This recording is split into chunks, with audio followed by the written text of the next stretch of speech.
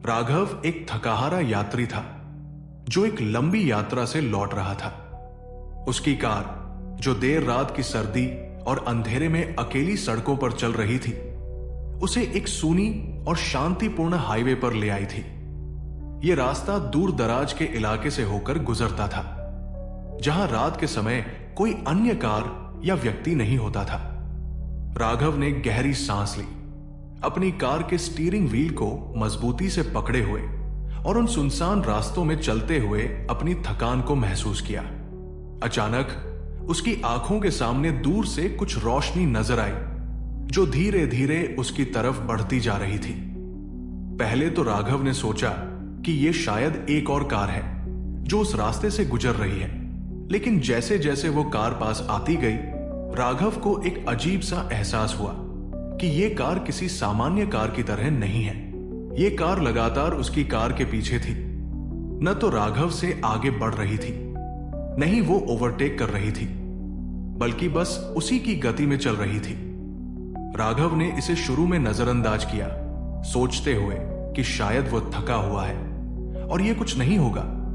लेकिन जैसे ही उसने कार की गति बढ़ाने की कोशिश की, वो कार भी उतनी ही तेजी से चलने लगी।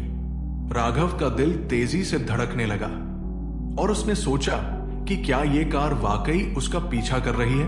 कुछ समय बाद राघव ने महसूस किया कि ये कार अदृश्य हो जाती है और फिर से अचानक सामने आ जाती है, लेकिन हर बार किसी अजीब तरीके से और बहुत पास।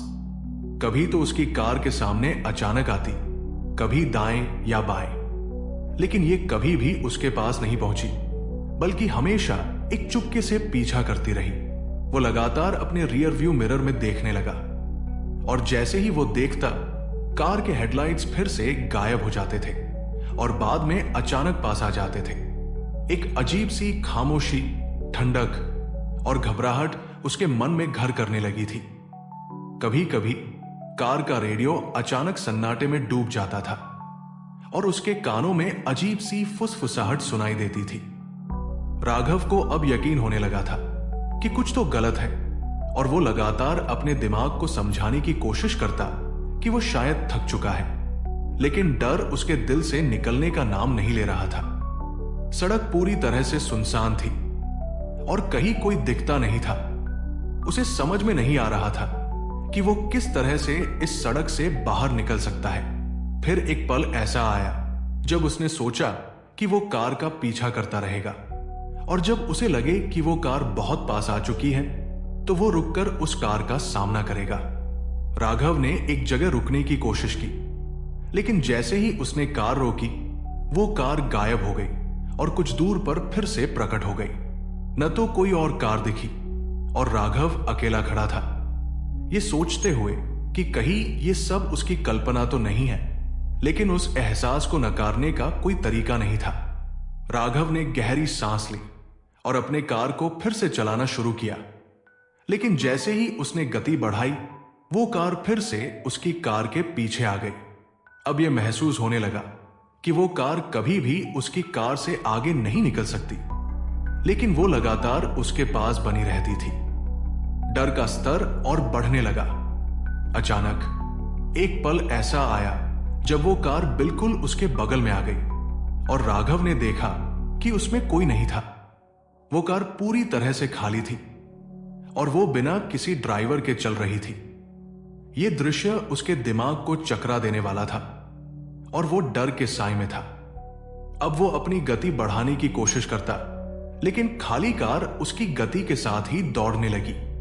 किसी अजीब आवाज के साथ वो कार राघव के साथ ही चल रही थी। राघव को सर्द हवा का एहसास हुआ और उसकी त्वचा पर कप्पी दौड़ गई। तभी उसे याद आया कि वो इस सड़क के बारे में कुछ अफवाहें सुन चुका था। उसे याद आया कि ये मिडनाइट रोड है, जहां कई रहस्यमय दुर्घटनाएं हुई थी और कई लोग गायब हो गए थे। वो कार शायद उन हादसों से जुड़ी हुई थी और वो ये सोचने लगा कि शायद ये वही आत्मा है जो इस सड़क पर मरी थी। क्या वो अब उस आत्मा का हिस्सा बन गया है, या क्या वह आत्मा उसे किसी खतरनाक जगह ले जाने की कोशिश कर रही थी? राघव ने अब यह तय किया कि वह और नहीं भाग सकता। और एक आखिरी बार उसने कोशिश की कि वो उस कार का सामना करे। उसने अपनी कार को रोक दिया और देखा कि वो कार फिर से उसके बगल में आ खड़ी हुई, लेकिन इस बार कार की सीट खाली थी।